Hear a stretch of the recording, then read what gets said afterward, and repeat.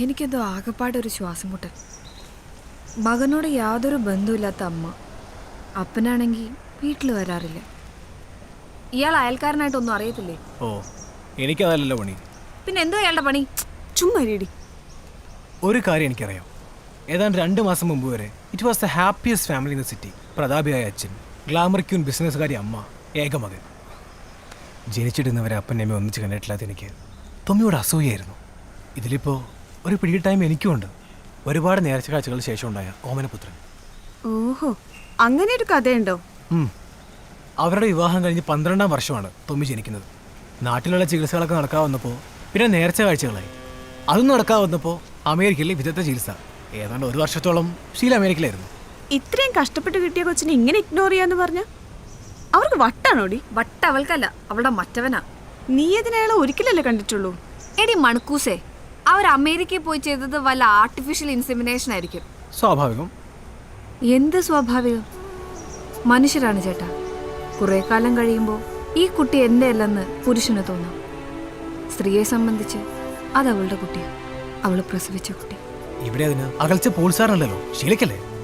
അയാൾ വീട്ടിലേക്ക് വരാറില്ല. അതിനേക്കാൾ വലിയ അകൽച്ചയുണ്ടോ? ഞാൻ വന്നിട്ട് 1 മാസം കഴിഞ്ഞു, ഇതുവരെ കണ്ടിട്ടില്ല.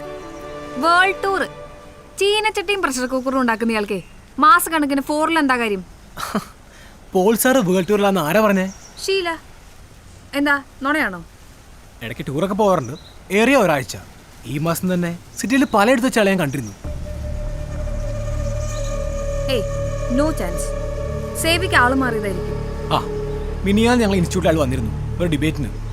മിനിങ്ങാന്നെന്ന് പറയുമ്പോ Friday around 7 at metropolitan club.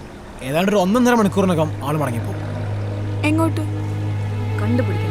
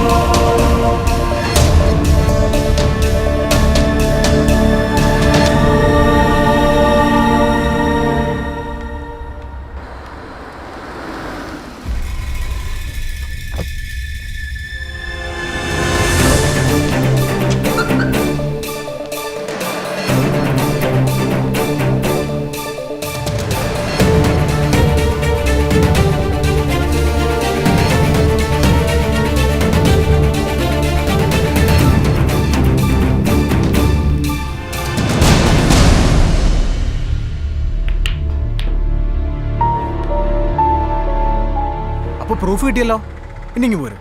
ഇവൻ ഒളിച്ചിരിക്കുന്ന മാളും കൂടി കണ്ടുപിടിച്ചിട്ടേ ഞാൻ ഇന്ന് പിരിയൂ. അതൊന്നും വേണ്ട, അയാളുടെ പ്രൈവസിയിൽ നമ്മൾ ഇടപെടണ്ട. ഇതിപ്പോ ഒരു ക്രിമിനൽ ഒഫൻസ് ഒന്നും അല്ലല്ലോ. സ്വന്തം മകന്റെയും ഭാര്യയുടെ മുന്നിൽ ഇങ്ങനെ ഒളിച്ചുകളി നടത്തുന്നത് ക്രിമിനൽ ഒഫൻസ് അല്ലെങ്കിൽ പിന്നെ എന്തോന്നാ? ഇവനെ ഞാൻ ഇന്ന് പൊളിച്ചു നിരത്തും. See you.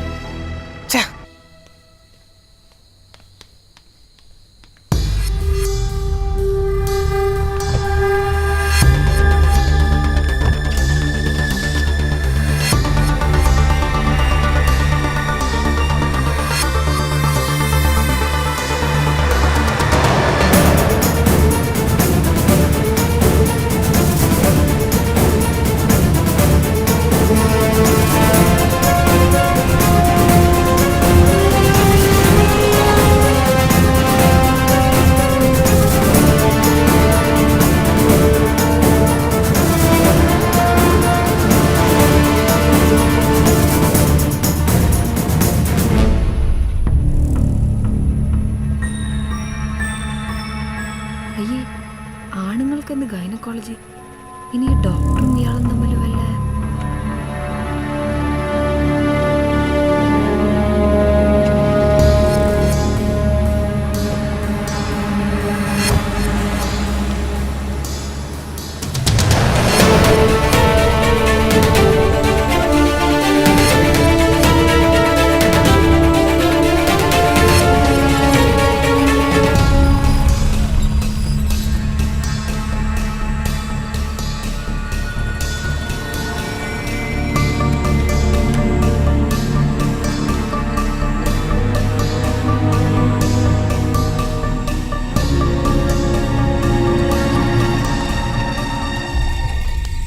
ജിലു, നമുക്കിത് മതിയാക്കാം. എന്ത് മതിയാക്കാന്ന്? അയാളുടെ കള്ളത്തരം പൊളിക്കണം തോന്നി പൊളിച്ചു. So that is the end. ബാക്കിയൊക്കെ അയാളുടെ ഫണ്ടമെന്റൽ റൈറ്റ്. എന്ത് ഫണ്ടമെന്റൽ റൈറ്റ്? ഭാര്യ മകനെ വഞ്ചിച്ച് അയാൾ വേറൊരുത്തിയോടെ പൊറുതി തുടങ്ങിയിരിക്കുകയാണ്. ജിലു, അവരൊക്കെ വലിയ വലിയ ആൾക്കാരാണ്. കൂടെയുള്ള സ്ത്രീ അയാളുടെ ഫ്രണ്ട് ആയിക്കൂടെ? ഇതൊരുമാതിരി നാട്ടിൻപുറത്ത് സദാചാര പോലീസിന്റെ ലൈനില്. ഇവിടെ അടുത്ത വീട്ടിലൊരു കിളവൻ ജോലിക്കാരനേ ഉള്ളൂ. ഞാൻ ഡാവിൽ അയാളോട് അന്വേഷിച്ചു. 6 മാസമായി പോളി വീട് വാടകയ്ക്ക് എടുത്തിട്ട് ഒറ്റയ്ക്ക് താമസം.